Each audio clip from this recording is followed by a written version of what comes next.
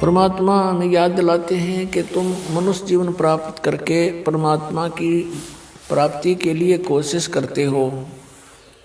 वो पुण्यात्मा जो पिछले भी जन्मों में मनुष्य शरीर धारण किए हुए थे और भक्ति कर रहे थे, उनको फिर तुरंत मनुष्य जीवन प्राप्त हो जाता है और फिर उनके अंदर पिछली जो प्रेरणाएं होती हैं परमात्मा की, वो विद्यमान रहती हैं। वो उसका अपना संस्कार है, वो कहाँ जन्मा है। जैसे पवित्र हिंदू धर्म में जन्म हुआ तो उसको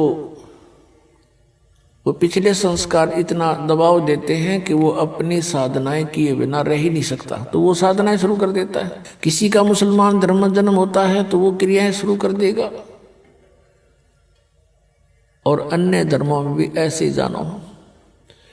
लेकिन पुण्यात्माओं, जब तक हम अपने सदग्रंथों से परिचित नहीं होंगे तो साधना करना भी व्यर्थ होगा। मनुष्य जीवन का मुख्य उद्देश्य है परमात्मा का पाना, और यदि परमात्मा प्राप्ति नहीं हुई तो फिर वैसे ही अपना जीवन नष्ट करना होता है।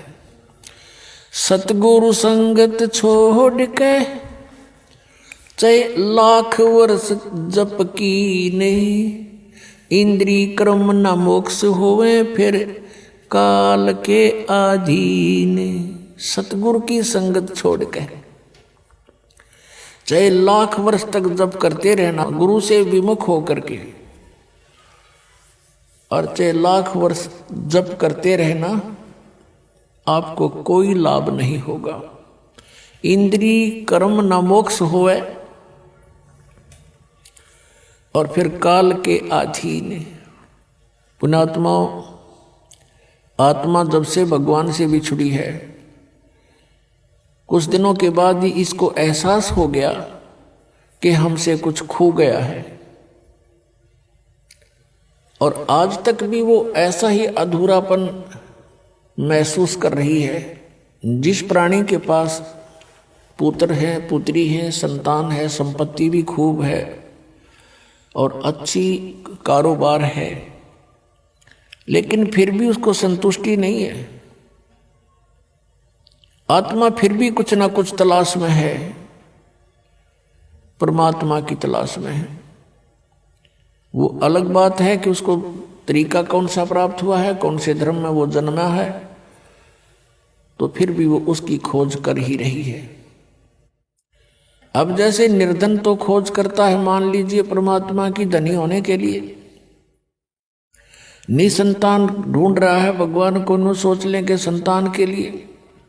लेकिन जिसके पास सर्व संपन्नता है, संतान भी है, संपत्ति भी है, सर्व यहाँ अकाल का सारा सुख है, और फिर भी वो भगवान की तलाश में है, तो इसका मतलब ये सर्व जो कुछ भी हमें प्राप्त है, जिसको हम यहाँ चाह करते हैं, ये पर्याप्त नहीं है।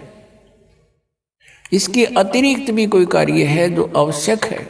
अब हमने उस आवश्यक कार्य को करना होगा।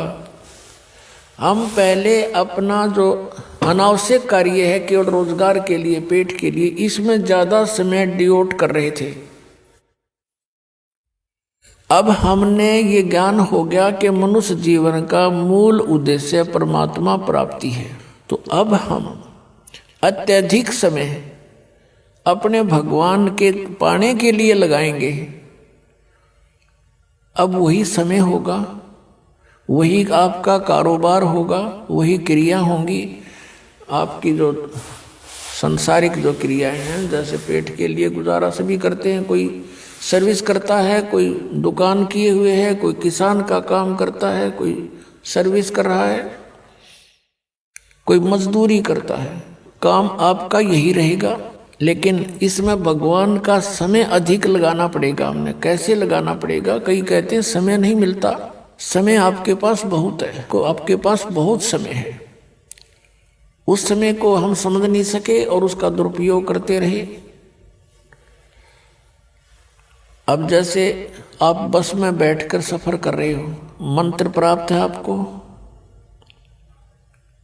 बैठ कर बस में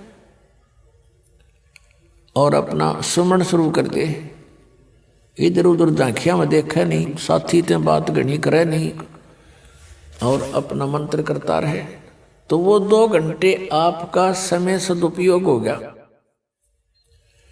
आप जी किसी मजदूरी के लिए घर से चले हो, मजदूरी के स्थल तक पहुंचे तो वहां तक अपना सिमरण करे कई बार, और वहां जाकर भी मजदूर को या किसान को मानसिक कार्य नहीं होता,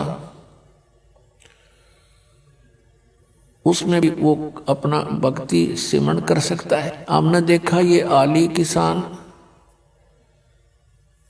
हल के पीछे पीछे कोई रागनी गा रहा है, कोई और बकवास सोच रहा है मन में सारा दिन, तो उसका सदुपयोग कर सकते हैं हम